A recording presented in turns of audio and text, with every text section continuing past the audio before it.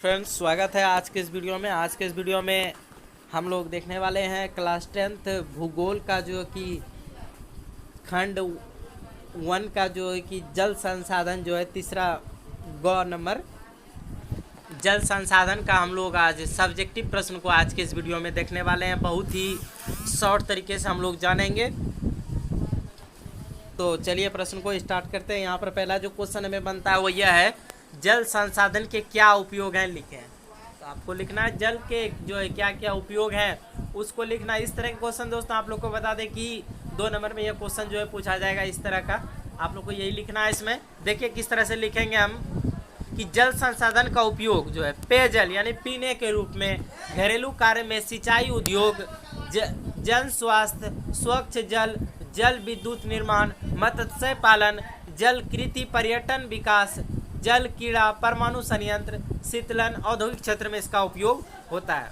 समझ गए होंगे कि जल का उपयोग जो है पीने के रूप में होता है, घरेलू कार्य में होता है, सिंचाई में होता है, जन स्वास्थ्य के लिए होता है, स्वच्छ जल का उपयोग, और जल विद्युत निर्माण में होता है। विद्युत निर्माण में भी जल का उपयोग होता है। मछली पालन में भी होता है, कृषि पालन, जल कृषि में भी होता है, कृषि में भी जल का प्रयोग होता है, पर्यटक विकास में। तो ये सभी आपको लिखना है। अगला क्वेश्चन हम लोग कर रहे हैं यहाँ पर। अगला जो क्वेश्चन है भारत के किन भागों में नदी डेल्टा का विकास हुआ है। 2018 के एग्जाम में क्वेश्चन पूछा गया है, भारत के किन भागों में नदी डेल्टा का विकास हुआ है। तो भारत के पूर्वी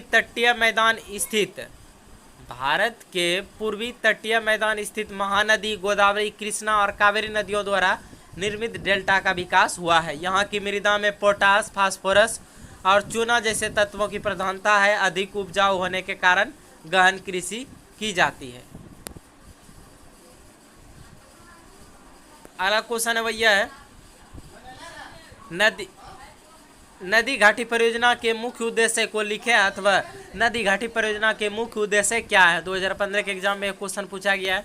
इसके उत्तर में होगा नदी घाटी परियोजना के प्रमुख उद्देश्य निम्नलिखित हैं। पहला है सिंचाई और भूमि का वैज्ञानिक उपयोग एवं प्रबंध। दूसरा है जल विद्युत शक्ति उत्पादन में वृद्धि और औद्योगिकरण। तीसरा है बाढ़ नियंत्रण और बीमारी की रोकथाम में सहायक है। अगला है मछली फार्मिंग का विकास एवं कृत्रिम झीलों में आमोद प्रमोद के साधन उपलब्ध कराना।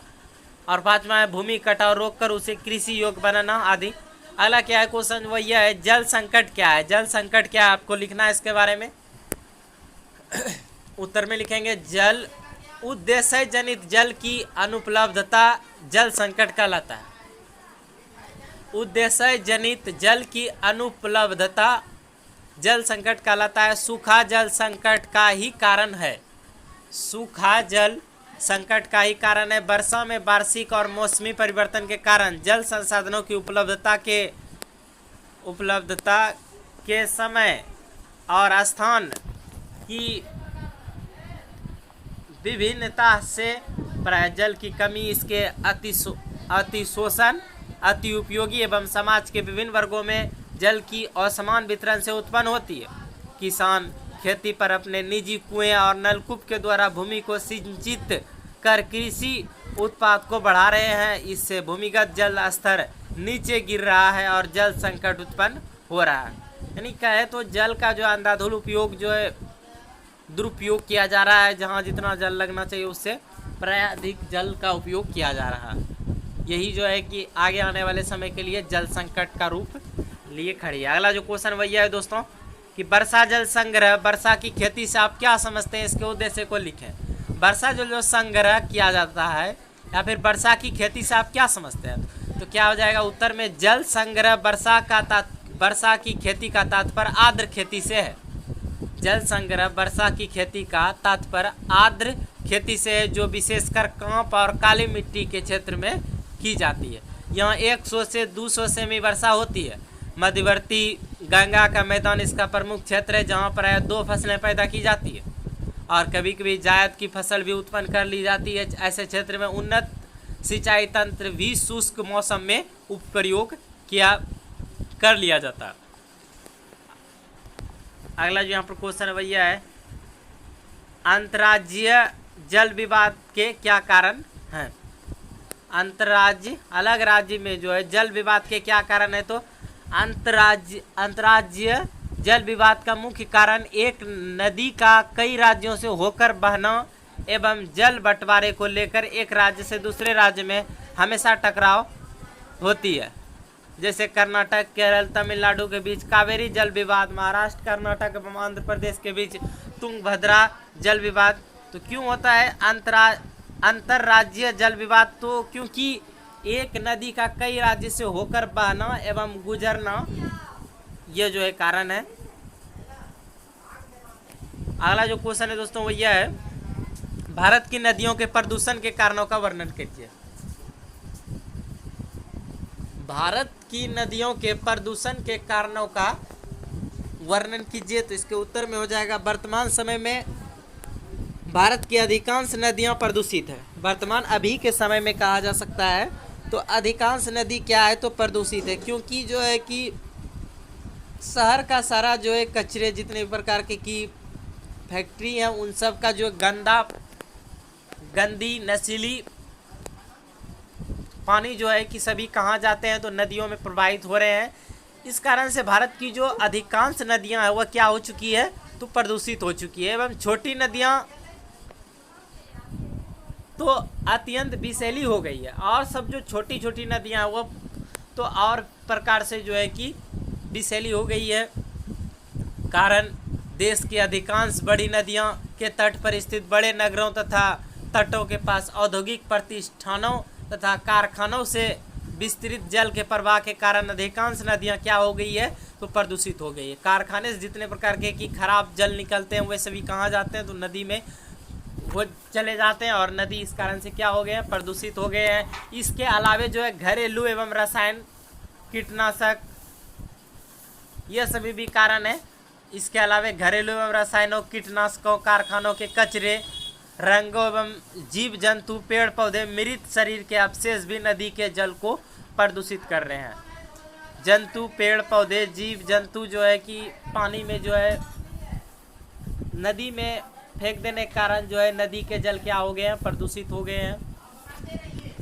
इस तरह से इसका उत्तर आप लोग लिख सकते हैं। अगला क्वेश्चन जो है दोस्तों वही है, हिमालय के 3 मुख्य नदी के क्षेत्र के नाम लिखें। तो इस हो जाएगा सिंधु नदी क्षेत्र, गंगा नदी क्षेत्र, ब्रह्मपुत्र नदी क्षेत्र। यह आपको उत्तर में लिखना है, सिंधु के 3 क्षेत्र। अगला जो क्वेश्चन है, वर्षा का कितना प्रतिशत जल वाष्पित होकर वायुमंडल में चला जाता है? तो वर्षा का जल लगभग 20% भाग वाष्पित होकर पुनः वायुमंडल में चला जाता है। अगला जो क्वेश्चन है, पृथ्वी को नीला ग्रह की संज्ञा क्यों दी गई है? तो पृथ्वी पर जल की उपस्थिति के कारण ही पृथ्वी को नीला ग्रह की संज्ञा दी गई है। इस तरह का क्वेश्चन आपको अगर 2 नंबर में दोस्तों पूछ दिया जाए तो आप लोग अच्छे तरीके से इसका उत्तर लिखेंगे। अगला जो क्वेश्चन है, टिहरी परियोजना का विरोध का मुख्य कारण क्या है? तो टिहरी परियोजना का विरोध का मुख्य कारण भूकंप प्रवण क्षेत्र है एवं लोगों का विस्थापन से जुड़ा है। अगला जो क्वेश्चन वह यह है, भारत में कुल विद्युत का कितना प्रतिशत जल विद्युत से प्राप्त होता है? तो वर्तमान समय में भारत में कुल विद्युत उत्पादन का लगभग 22% भाग जल विद्युत से प्राप्त होता है। अगला जो क्वेश्चन वह है, भूमिगत जल किसे कहते हैं? भूमिगत जल क्या है दोस्तों, इसके बारे में लिखेंगे हम लोग कि वर्षा जल के धरातलीय छिद्रों से रीस कर कठोर शैलीय आवरण पर जमा जल भूमिगत जल कहलाता है। वर्षा जल के धरातलीय छिद्रों से, जो भूमि पर जो छिद्र होते हैं उसमें रीस कर कठोर शैलियाँ आवरण पर जमा अंदर जो चले जाते हैं वही क्या जल है? भूमिगत जल है। राष्ट्रीय जल नीति को कब स्वीकृत किया गया? इसके बारे में उत्तर लिखेंगे, जल संसाधन के दुर्लभता या संकट निवारण हेतु सरकार ने दिसंबर 1987 में राष्ट्रीय जल नीति को स्वीकृति किया। अगला क्वेश्चन है, नर्मदा बचाओ आंदोलन क्या है? नर्मदा बचाओ आंदोलन क्या है? तो नर्मदा बचाओ आंदोलन एक गैर सरकारी संगठन है जो स्थानीय लोगों, किसानों या पर्यावरणविदों, मानवाधिकार एवं कार्यकर्ताओं को गुजरात के नर्मदा नदी पर सरदार सरोवर बांध के विरोध के लिए प्रेरित करता है।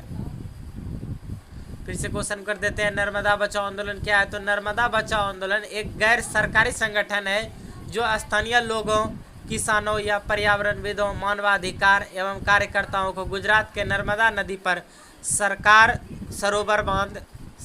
सरोवर बांध के विरोध के लिए प्रेरित करता है। अगला जो क्वेश्चन है वो यह है, जल एक दुर्लभ संसाधन है कैसे? विश्व में उपलब्ध कुल जल का 96.5% भाग महासागरों में खारा पानी के रूप में है, जो पीने योग्य नहीं है। क्या बताया हमने कि 96.5% भाग महासागरों में खारा पानी के रूप में है, जो पीने योग्य नहीं है। शेष 2.5 जल मीठे पानी के रूप में है। इसका भी मात्र 30% भाग ही नदियों, तालाबों एवं भूमिगत जल के रूप में है। यही नहीं, इस जल का वितरण भी काफ़ी असमान है एवं प्रदूषित भी होता जा रहा है, इसलिए जल एक दुर्लभ संसाधन है।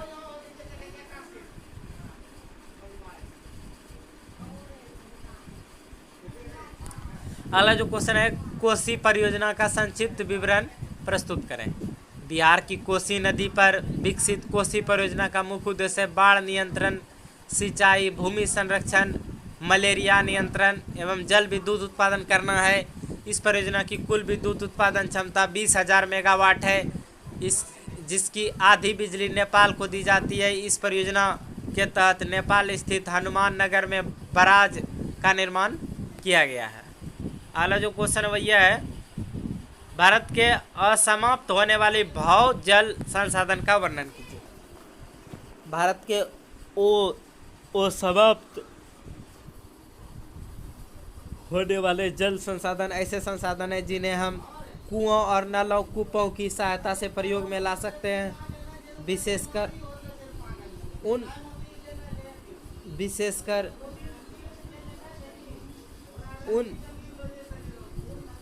उन परिस्थितियों में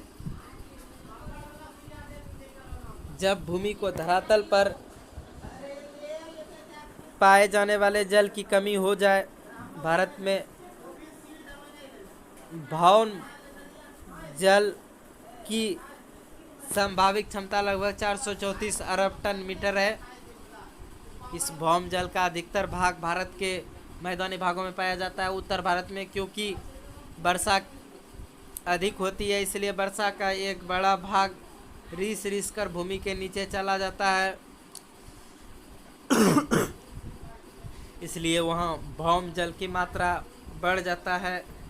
अभी तक हम इस भौम जल के 37% भाग का उपयोग करने में समर्थ हैं। अगला क्वेश्चन है, जल प्रदूषण रोकने के उपाय की चर्चा करें।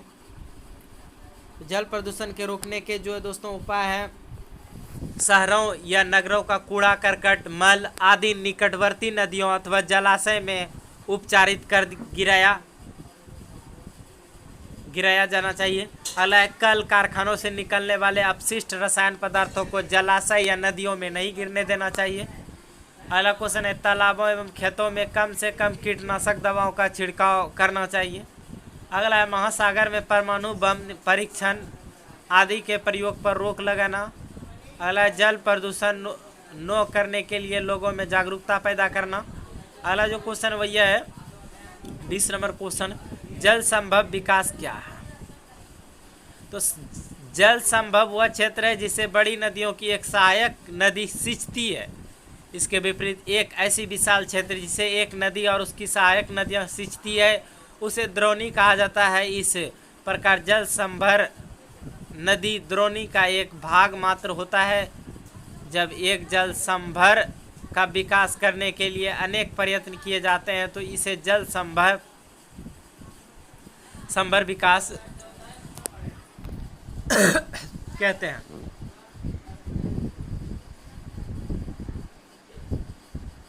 जल संभर विकास में क्षेत्र को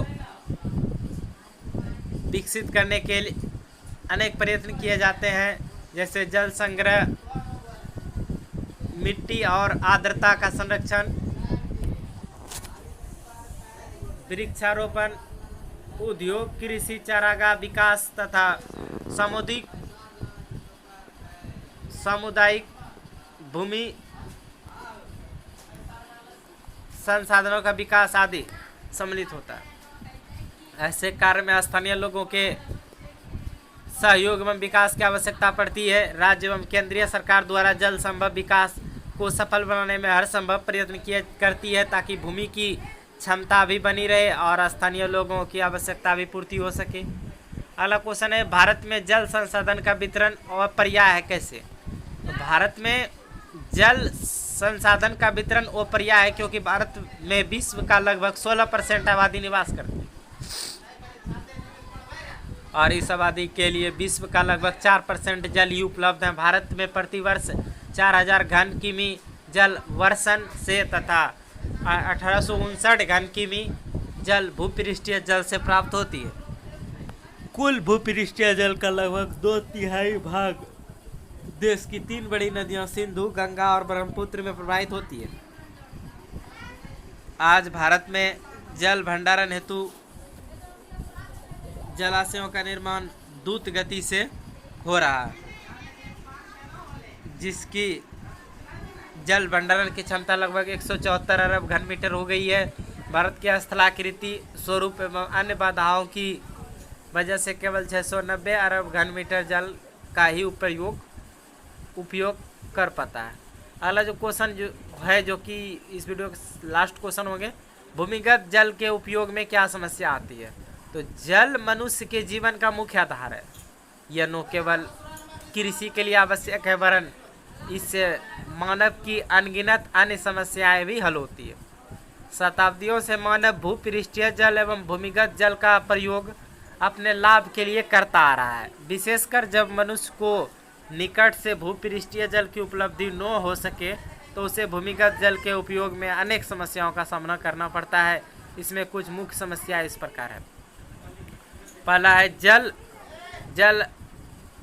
जल स्तर का नीचे चला जाना। जब भूपृष्ठीय जल निकट उपलब्ध न हो तब मनुष्य भूमिगत जल का प्रयोग करने लगता है।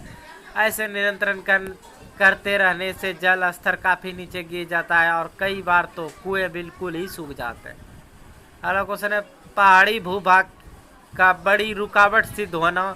भूमिगत जल का प्रयोग करने के लिए भूमि में कुएं खोदने पड़ते हैं और यदि भूमि पहाड़ी हो तो इन कुओं का खोदना एवं बड़ी विकट समस्या बन जाती है। ऐसे भूमिगत जल तक पहुंचना ही कठिन बन जाता है, तो उसका उपयोग कैसे किया जा सकता है? तो ये थे दोस्तों इस जल संसाधन के कुल 22 सब्जेक्टिव प्रश्न। वीडियो अच्छा लगा तो वीडियो को लाइक कीजिए और इसका सब्जेक्टिव क्वेश्चन आप लोग नहीं देखे तो हमारे चैनल के प्लेलिस्ट में जाके देख सकते हैं। बहुत ही कम समय में हमने जो है सब्जेक्टिव क्वेश्चन कराया है और देख करके आपको लगेगा इस तरह का वीडियो आप नहीं देखे होंगे। कृपया आप लोग से रिक्वेस्ट है कि आप लोग हमारे चैनल पे जाके सब ऑब्जेक्टिव क्वेश्चन को ज़रूर देखें और उसमें जितने क्वेश्चन का आप लोग जवाब दे पाए हमें कमेंट बॉक्स में ज़रूर बताएं।